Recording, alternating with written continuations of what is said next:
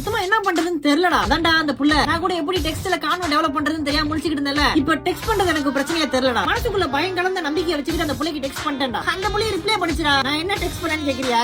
New year வந்துடா, happy new இயர்னு சொல்லிட்டு ஒரு ஹார்ட்டின் போட்டு அனுப்பிச்சு விட்டேன். ஏன்டா ஒரு மாதிரி கேவலமா பாக்குற? அது வர பதிலுக்கு அவ ரிப்ளை பண்ணான்னு சொன்னேன்ல. ஆனா அங்கதான் இருக்கு பிரச்சனை. Happy new year bro அப்படின்ட்டாடா.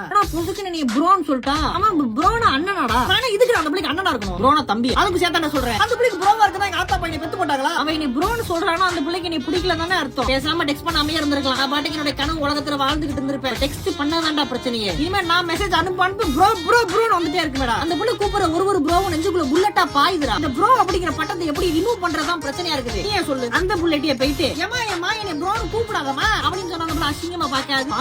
நம்ம இவன் இருக்கான்ல அவன் இப்படிதான் ஃபர்ஸ்ட் ப்ரோன்னு சொல்லுச்சு. ஆனா அதுக்கப்புறம் இப்ப ரெண்டு பேரும் ஒன்னா தானே இருக்காங்க. அவன்கிட்ட வெக்கத்தை விட்டு கேட்டுட்டுமா எப்பறம் ப்ரோல இருந்து புருஷனா மாறினேன் அப்படின்ட்டு. இதே வேற ஏதாச்சும் ஒரு புள்ள வந்து நீ ப்ரோன்னு கூப்பிட்டா நான் பச்சையா சொல்லிடுவேன். ஏமா ப்ரோன்னு கூப்பிடாத, நான் உனக்கு உசாரம் பண்ண மாட்டேன், பயப்படாத. இவ ப்ரோன்னு கூப்பிடுறதா ஒரு மாதிரி ஜீர்ணிக்கவே முடியல. ஆமா ஜீர்ணிக்க முடியாம இப்படி வயித்துக்குள்ள இப்படி இருக்குது. விட்டா வாந்தி எடுத்துறேன். ஐடியா சொல்றா. என்னடா பண்றது? என்ன பண்றது?